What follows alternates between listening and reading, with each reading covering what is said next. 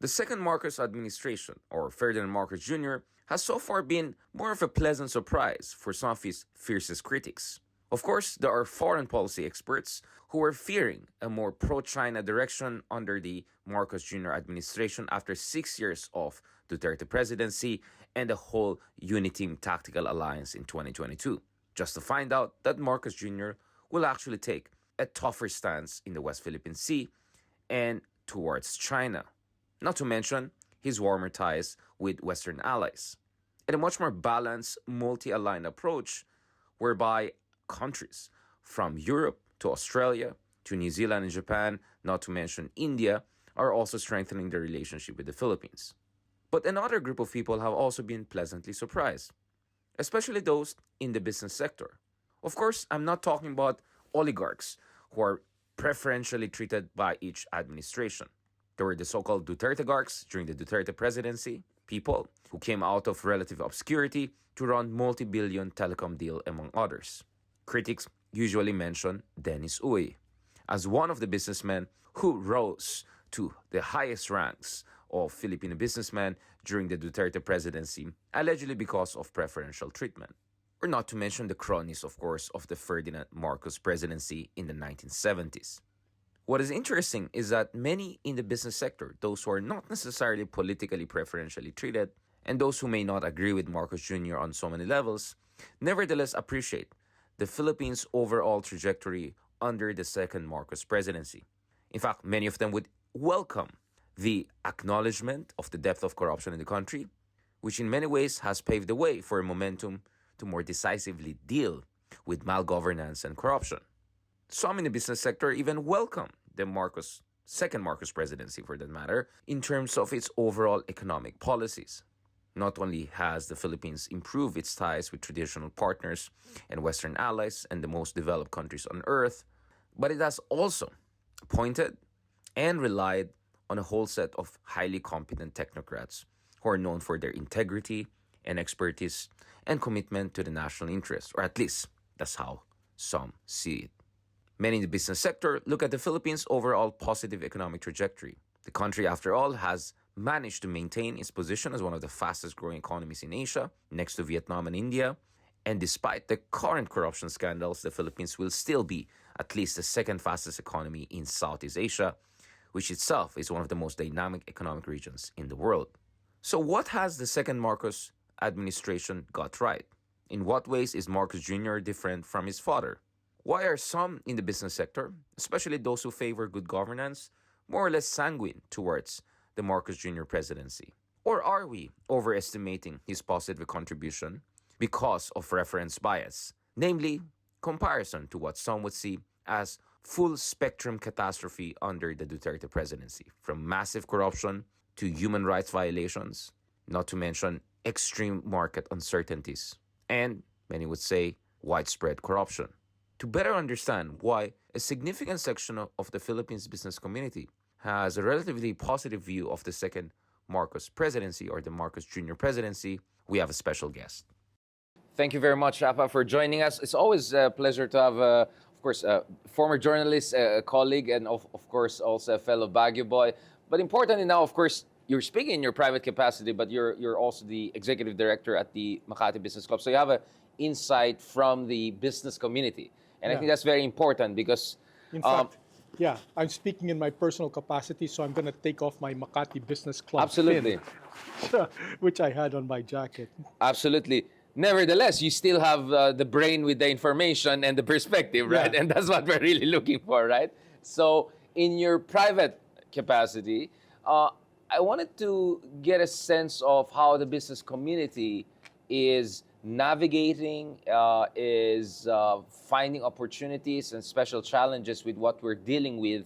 Now, by the time this tape comes out, we're going to be at least quite removed from some of the recent big developments. And one of them was this hearing, right, whereby one of these most notorious contractors, the Sarah with H, this guy, right, fresh. I mean, she seemed very open and very honest, some would even say, with sarcasm.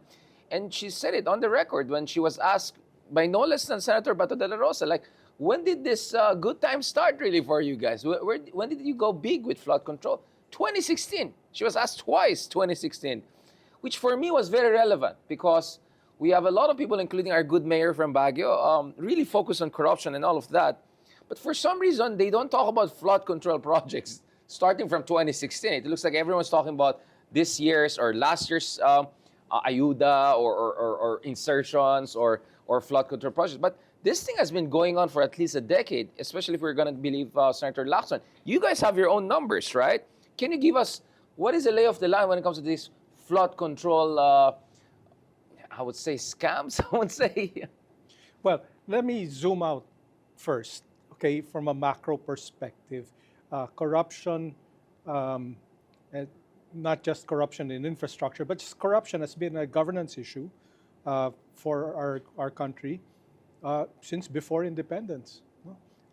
We've had corruption issues throughout the Commonwealth period. Quirino, Garcia, all of these people were attacked by accusations of corruption, and obviously through the years, it goes up in proportion. Our research, when I say the Philippine Budget Watch Coalition, our research on the budgets since Cory, for instance, shows that there was a really, really sharp spike in this kind of discretionary infrastructure, in other words, pork barrel, starting in 2016. It was really, I have to call a spade a spade. It's Duterte era, okay? Modus operandi, basically Duterte modus operandi. Yeah, look, we're not children, right? We know that, in the past, for instance, it was 20% SOP, So the price of the project is 100 million. 20 million is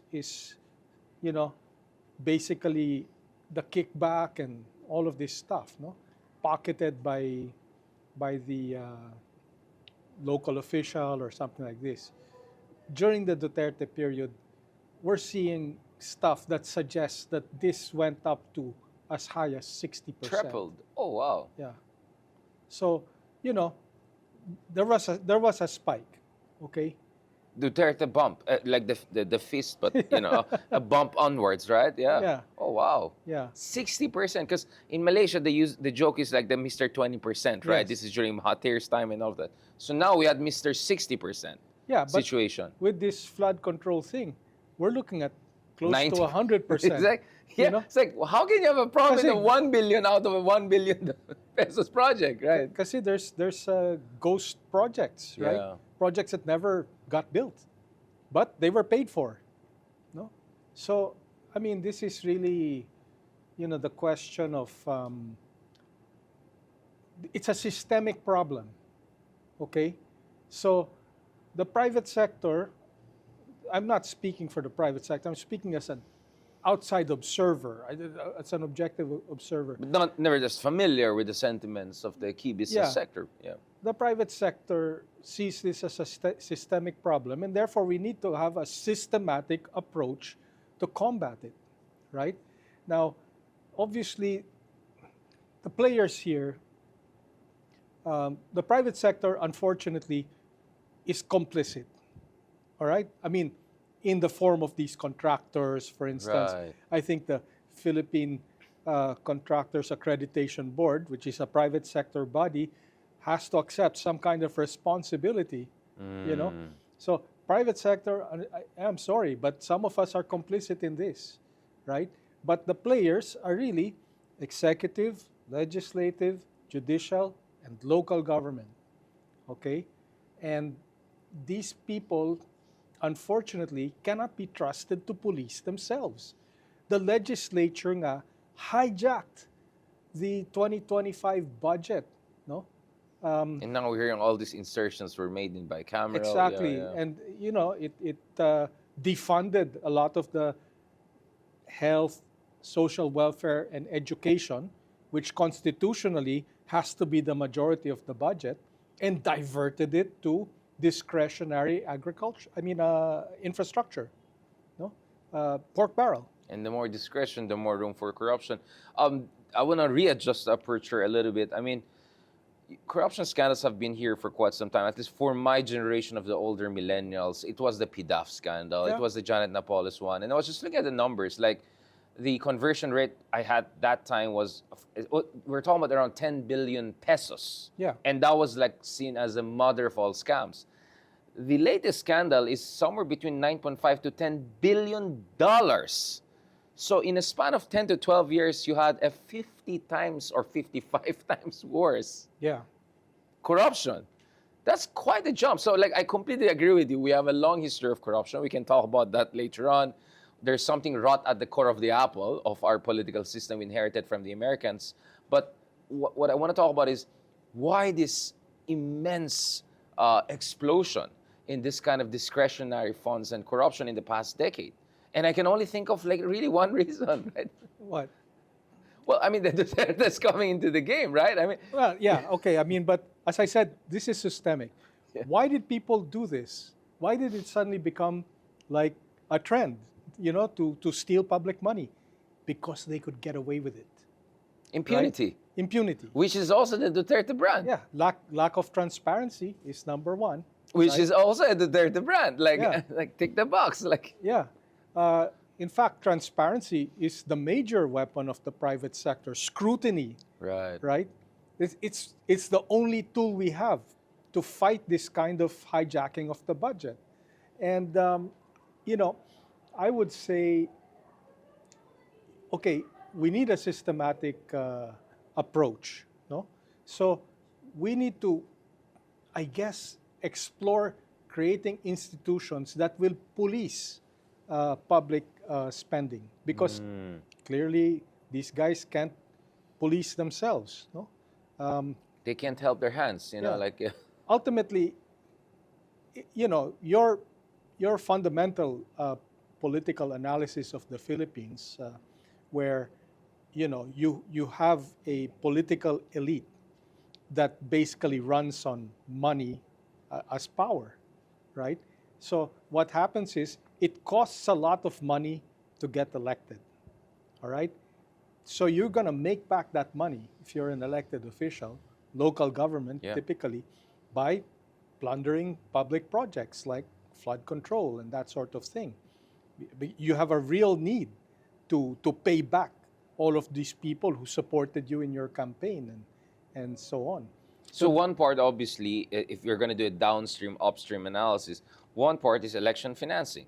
Yes. We have a fundamental problem with how elections are conducted, where massive vote buying happens. And obviously, we're not talking about charity here. These are very entrepreneurial politicians. They have to have an ROI, right? Yes. And a lot of them actually spend big, they lose, but they win the next one and then bawi time. Diba? Which explains even more voraciousness in terms of this. So election financing obviously should be something we have to handle, right? COMELEC should be strengthened probably. Vote buying should be dealt with. Because my understanding is that for me is one of the roots of the evil of corruption in the Philippines. That it's so expensive to run in elections. You have no real political parties. There's no clear guardrails when it comes to election financing. Vote buying is all over the place. Look, the COMELEC can only do so much. The problem is that the public, I guess, is so desperate or impoverished that they're more than happy to sell their votes. In fact, They have no choice, yeah. they seek to sell their votes, right? And that's how you get populists elected, right? It's money all around. Or warlords. Although, again, to be fair, I've looked at a lot of studies that show there are also enforcement mechanism. So there were efforts by some people, like, I don't know, I remember Vice President Leni Robredo once said something like, in a compassionate way, like, get the money but don't vote for the person, right? Which obviously created a lot of scandal. But my point is, there were people who, their barangays benefited, but they did not vote. There was punishment. And in fact, there are like ways to monitor, apparently, if there's compliance with the vote buying. Yes. Either may mga spies, either people are watching your Facebook. Some were telling me even inside the election booth there are ways to make sure you're sticking to your side of the bargain. So it's not only incentive, it's also enforcement. It's a very kind of a mafioso operation Oh, yeah. in certain parts of the country. It's very sophisticated and well developed. Like almost Sicilian mafia level. Yes. I mean, like, so first of all, you're looking at that. So for me, like, I'm not surprised there's corruption the way we see. If the way our elections are run, the way our leaders are elected is that way. But from your perspective, in terms of a budget scrutinizer, from civil society standpoint, what are the other things we could do? So for instance, we had Senator Lacson saying, dapat take the NEP as it is. Like, wala nang insertions. Basically, whatever the government decides, pass it as it is.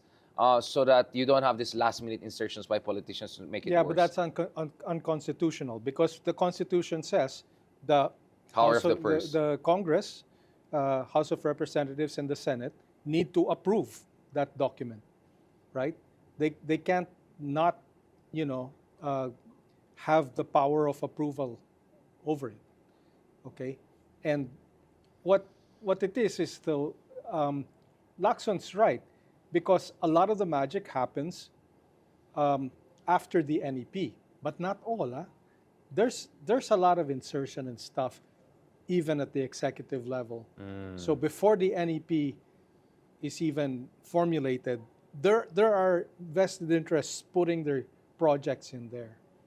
All right, and we know this for a fact because we've been in consultation with the former DPWH head, Babe Singson, and he told us, don't think that the NEP is squeaky clean.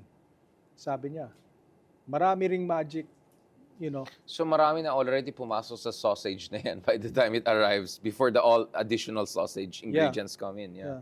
So as I said, our main tool as a people, as a private sector or whatever, is really scrutiny and transparency. We need to see not only that these insertions were made, we want to know who made them, right? And make those people responsible and accountable, right? So what are you looking at? The next ombudsman? What are we looking at? The Independent People's Commission? I don't quite have the answer to that. It's a complex issue, and I think we will have to get together as the private sector and maybe work out what kind of a solution we need, to police really the budget above all, no. But there are other aspects that I think we need to reevaluate, like the procurement law, diba? I mean, this procurement law has already been revised, but it's so easy to get around it, apparently, diba? Loopholes. Yeah, and lot of subterfuge, like this whole thing of just borrowing licenses, right? That's one, diba? And treating all of these different companies as separate interests when they're owned all by the same person or entity, diba? So they lose a bit here, but there are other companies wins They're the bidding other. against themselves. Yeah. Kalokohan, Yeah. diba? So I think we really need to talk about how we can strengthen that procurement process so that it's not, at least make it difficult for them to cheat it, no? But then, scrutinizing the budget, by the way, is a monumental task. At this point, people like the Makati Business Club, the Management Association of the Philippines, the Budget Watch Coalition, we don't have the manpower to do this. Yeah. It's enormous. Huh? It's enormous. I Yeah. mean, even using AI, no, the volume of work is just intense, right? And a lot of this research is very, very heavy duty, no, you need highly skilled data professionals Right. to be able to pick out the inconsistencies. So, Mm. you know, that's a problem for us. But you know, it needs to be done. It needs to be done because if we're talking about just $10 billion potential only for, I mean, everyone's saying flood control pa lang to. We can talk about bridges, roads. I mean, there's so many other infrastructure projects we have to look at. This is the tip of the iceberg potentially, right? Or at least this is a reflection of a more fundamental problem. Again, just looking at the big picture, what really disappoints me and worries me is that if this is the 5 stages of grief, we're still in the stage 2 all these years. We're still in the anger, name and shame phase. Uh, we were there during Napoleon's time. We were there, some would say, all the way in 1986 when we created a new regime. Some would say even before that, right?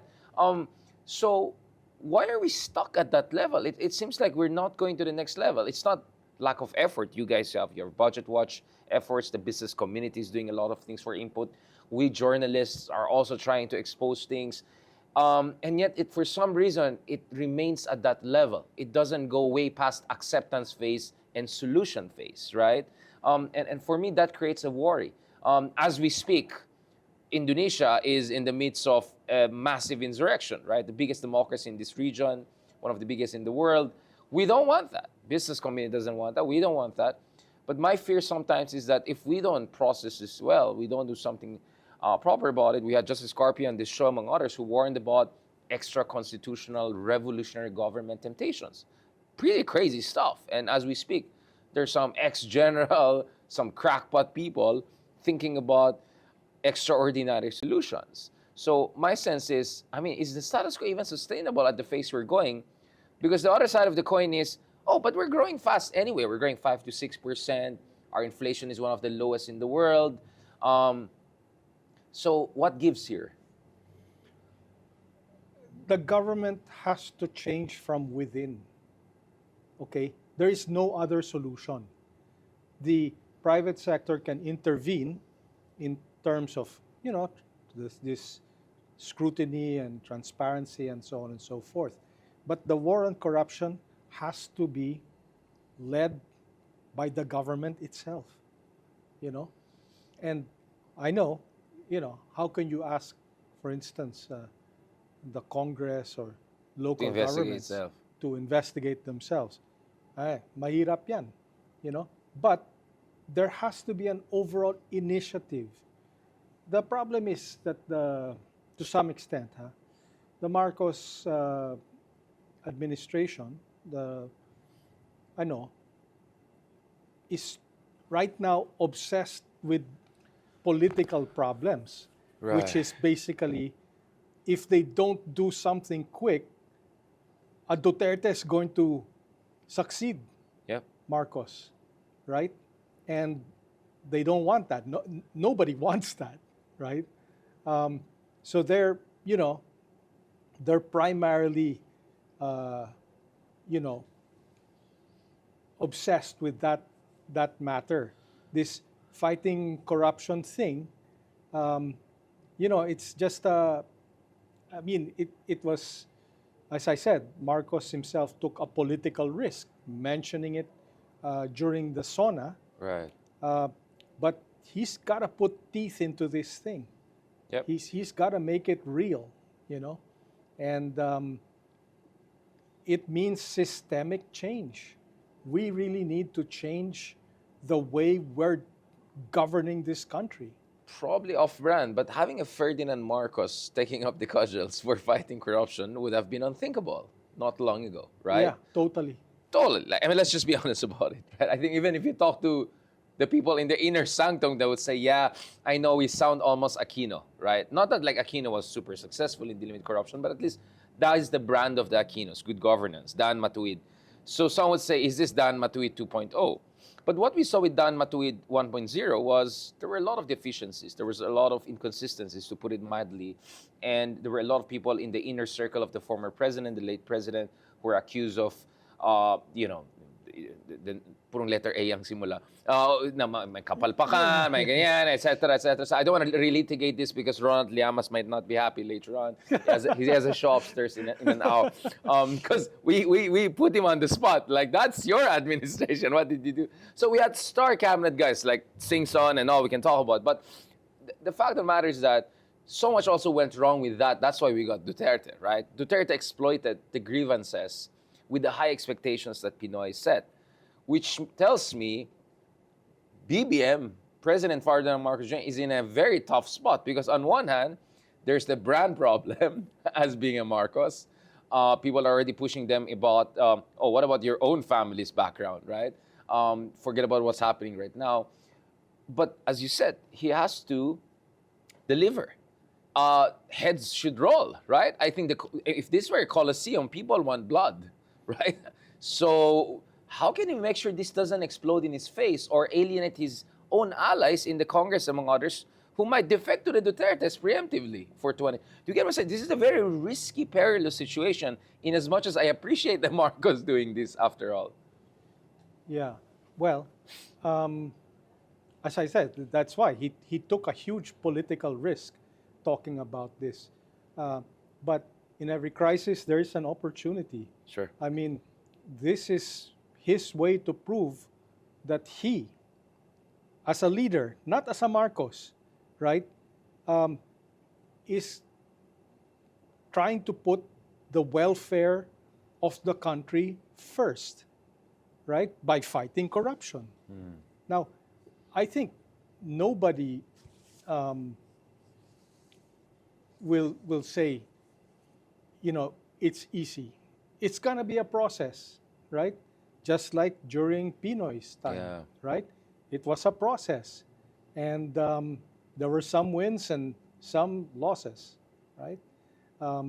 So what we really need here is for him to demonstrate the commitment, no, to do this above and beyond his fighting for the political survival of the Marcos, whatever, dynasty over the Dutertes. No? But that, as I said, there is an opportunity. There's an opportunity for him. But how do you grab that opportunity if some would say he may not have the right people? Does he have the right people? I mean, Vince Dizon's elevation, we're hoping to have him on this show also soon, has been welcomed by business community, among others. Although he's not a person from an engineering background, I'm not sure his specialty. No, my personal You're opinion, more skeptical. My personal opinion is, sayang, he was already doing a great job at DOTR. And why stick him in here? Which is a different ballgame. It's a different ballgame entirely. He's well qualified. I mean, because in addition to being a technocrat, he also has very sharp political instincts, right? Well, I would say it's the second one, which is probably more important at this point in time for Marcos, right? But he can really maneuver. Yeah. He can really maneuver. He maneuvered his way through the Arroyo administration. He worked with Ronald. He worked with Duterte. I caught him during the build, 2017. We had this big conference during Duterte time. I kind of contributed to that idea because I'd rather have build than kill people, right? Yeah. I mean, honestly. And then now he's here. Like, this guy is quite a chameleon. I would say, As I said, he has sharp political instincts. He's quite a chameleon. Which you're gonna need if you're gonna try to run this this DPWH, right? Now, by the time that this episode will come out, the status of General Torre will be clarified. My direct proposal was, and this is also what I get from the inner sanctum, is they're asking him to be some sort of a czar to oversee the flood control scandals. Could there be a kind of a dynamic duo there, two of them working together? Because again, heads should roll. I don't see Vince Dizon grabbing people, but I've seen Torre grabbing Quiboloy and Duterte and all. Can that logic be extended to that? Because you need a hatchet man, right? Let's be honest about it. Don't you need a hatchet man for this? Torres was an excellent policeman, an excellent police chief, but I don't know if he has necessarily the skills and resources to be an anti-corruption Czar, czar or yeah. something like this. But Lacson Maybe. transitioned very well from a PNP chief to what? He's now the chief fiscalizer for the past 20 years. He's the guy. I mean, he was a PNP chief too. Yeah. I don't want to talk about Bato, the other PNP chief. That's a long story. But what I'm saying is that he has to up his game, right? Because speaking of politics, I don't think also Torre has an option of being outside the government, considering all of the enemies he has made for the right things he has done. And I sense psychologically, Torre is a very popular person among people who see him.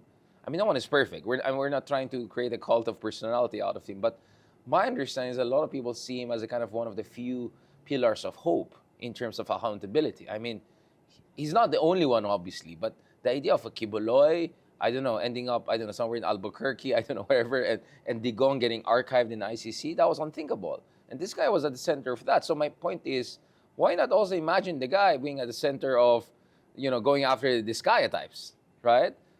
Again, this is the politics part. I'm not talking about the technocratic expertise. Yeah, but you need a lawyer, huh? You need Then he can serious have a staff. Yeah. Then he can have a staff. Like, okay, so you're familiar with business sector. The model I have in mind is Frederick Go, right? He doesn't go necessarily through the same process. He's kind of a super secretary, right? He coordinates different agencies, and he has a certain degree of mandate. I've talked to people who have accompanied heads of state into meetings, and Frederick Go was always there next to the president. Why not a security, anti-corruption, policing version of that? Kind of like a security Frederick Go. Is that something that worked? Are you happy even with Frederick Go, by the way? I mean, the Oh, kind well, of yeah. So exactly, that's my point. Like, can we have something like that? Officially, I can say the private sector we really support. Oh, now you can put the Secretary pin. Go. Yeah, Yeah, you're like, I won't put the pin back. But you know, uh, the way you put it like that, Torres certainly has the reputation and track record to do this, right? getting I mean, across the line. Yeah. Yeah. So that's something. That's a factor.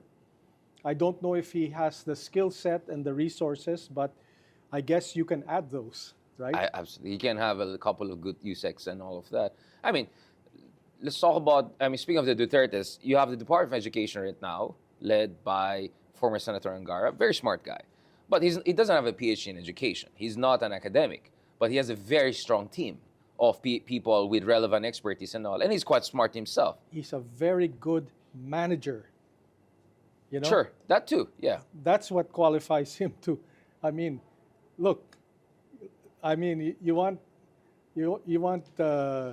contrast again. I mean, Sara Duterte, di ba? Sani Angara, come on, di ba? Night and day. Night and day, night and day.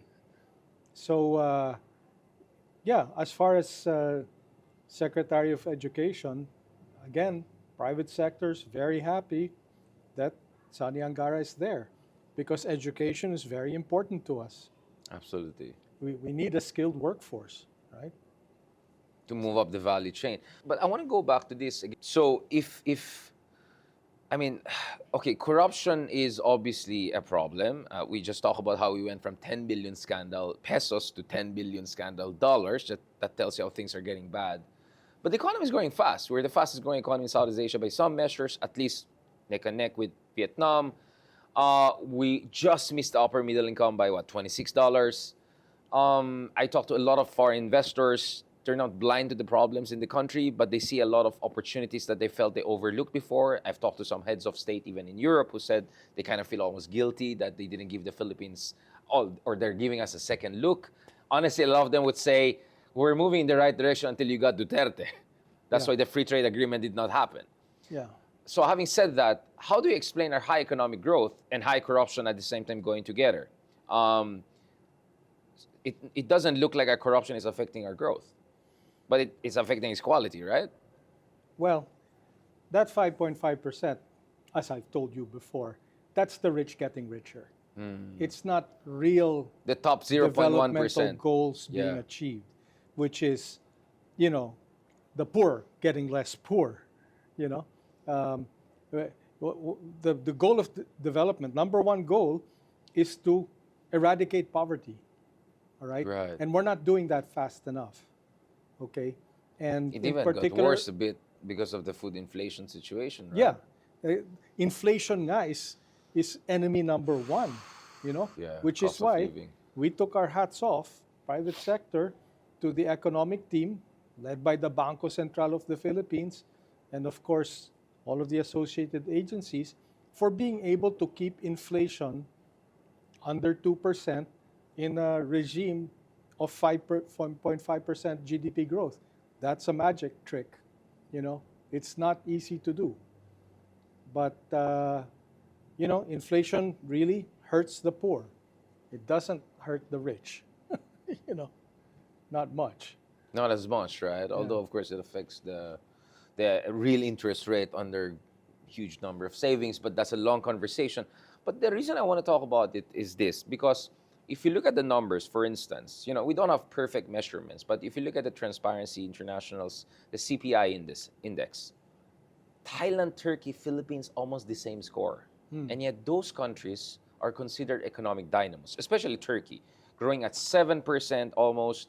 It's not perfect. They have a bad inflation problem. I'm not a fan of Erdogan's politics, but their per capita is almost past $10,000. Oh, yeah, yeah.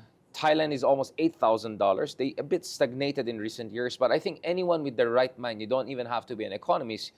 You look at the infrastructure in Bangkok, you look at the infrastructure in Istanbul, you look at their millions of cars and manufacturing output they have, and then you look at the Philippines. What explains that differential? They also have very high corruption. We also have similar level of corruption, but they seem to have very dynamic economies compared to us. The Thais, um, you know, realized very, very early on that they needed to do developmental economics. So right? manufacturing, industrial policy, You can't have, you know, like a huge car manufacturing industry unless you have a domestic market to support it. Okay? So what did they do? They basically made their farmers rich, right? We've looked at countless Right. examples.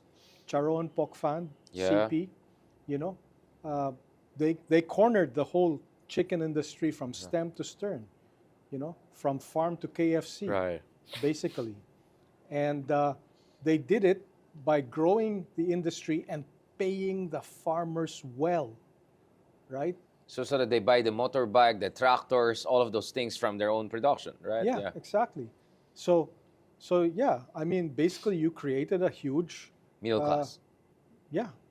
So Thailand, kasi tayo, we're elite-led. So it's rich getting richer. We, you know, we did not really redistribute the wealth. And that's why Thailand now was able to grow a very, very strong industrial sector. I remember when I was a reporter in the 80s, no, and early 90s, we were always comparing to Thailand Yeah, because we're the twins. the population was around the Exactly same. the same, yeah. And then we, you know, the Per value of capita the was baht the and the same. value of the peso Yes. were really similar. Exactly, yeah. And we had the same structural issues and, you know, all of these things. But, you know, they executed land reform much better than we did. And they empowered their agricultural sector. The key is Right. always the agricultural sector. But they also build the infrastructure for the Japanese to come in, because in many ways, Thailand is also kind of a secondary hub for Japanese car exports, right? I mean, that's also what they do. Not only their domestic markets, a lot of Japanese cars we have here is assembled in Thailand or made in We Thailand. had a car assembly Santa industry. Rosa, Ford, and all that, yeah. Yeah, all of these guys. They're gone. Much longer than the Japanese. We had it since the 70s. You know, si Tito Ting Paterno ang nagsulat ng when he was head of DTI, the first progressive car manufacturing plan, right? Right. And it attracted 5 companies, you know, Toyota, Mitsubishi, Nissan, I can't remember the other Anyways, two, the but big ones, yeah. yeah, the big guys, they were all here, right? But, you know, we failed to develop it. We failed Well, to they develop. say your utility, well, when I say you, is because the electricity cost is crazy here. It's not subsidized. The infrastructure is pretty bad compared to that of Thailand. Yeah. I don't buy the wage argument because it's really productivity that matters to the big investors. So isn't that the failure also of the private sector not helping, making sure that utility costs are efficient, that infrastructure is there, obviously working with the government. That's industrial policy, basically, Yeah, right? that's true. That's That's why true. China is where it is. I mean, their EVs are number one now because they pay for everything: the engineers, the infrastructure, the electricity. It's so cheap to make high-level cars in China right now, and they're eating everyone alive. Why haven't we not done that? I just don't understand. Well, basically, yeah, sorry, but it's greed. Or laziness Yeah. also. Maybe our oligarchs are too lazy, both in government and No, I outside, wouldn't say they're too lazy. I mean, or lack of I'm imagination. not, yeah, I'm not blaming it on the oligarchs. I mean, high power prices are a function of the mismanagement of the power sector since the Aquino administration, right? I mean, basically, I mean, there's a long story there, but we have no one but ourselves to blame for our high power prices. Can't we subsidize it as a national security, national economic strategy point of view? To like sectorally, like certain places could have a subsidize so that like special economic zones, right? You Yeah, can have yeah. special economic zones with a different rate, better infrastructure, getting the plans. Yeah, I suppose, but I mean, it's all woulda, shoulda, coulda, right? I mean, we just we have an opportunity now. We're transitioning, right? We're in energy transition where we're moving from coal and from thermal to essentially renewable energy forms. No. Obviously, the issue of utility cost infrastructure, my understanding is what explains why Turkey or Thailand and many other countries, Vietnam obviously now are doing very well in terms of manufacturing. Even Indonesians are way ahead of us. So what are we going to do with that? Because otherwise we're stuck with this very low quality kind of high growth but low quality, which is not inclusive. Like 40 richest families in 2012, according to the World Bank, took home 76% of newly created growth. That's the worst wealth concentration. We're like Latin America, basically. No Asian country has this level of concentration of growth. That's why we need systemic change in that regard as well. No, we absolutely need. I'm not just saying it's a nice thing to have to redistribute wealth. No, we need that. We We're need going to it have now. political crisis. We're going to have Yes, worse things. Yeah. exactly. And I mean, we can't in this day and age.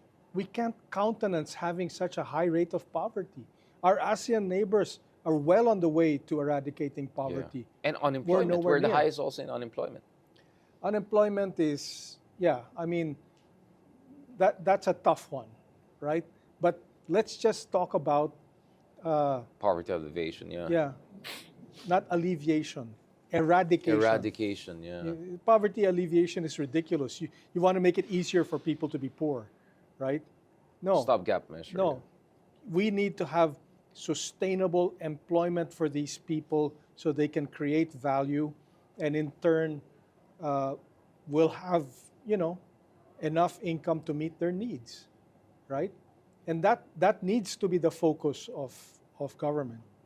And the business sector, last point, do they sense what should be done and what are they hoping to do? Because my understanding is that you're going to have a market saturation at some point. There's just so many lands you can grab and so many apartments you can make and so many basically low to medium end manufacturing you can do. There's so many chicken joys and I don't know, beers we can export. At some point, we want to move up the ladder, right? We want to move up the value chain. What are we going to do about that? Is the business sector coming up with its own ideas of pushing things in the right direction? And hopefully the next administration will be encouraged and nudged in that direction. Well, yeah, it's actually the job of people like the Makati Business Club to try to create that climate for industry and so on to thrive.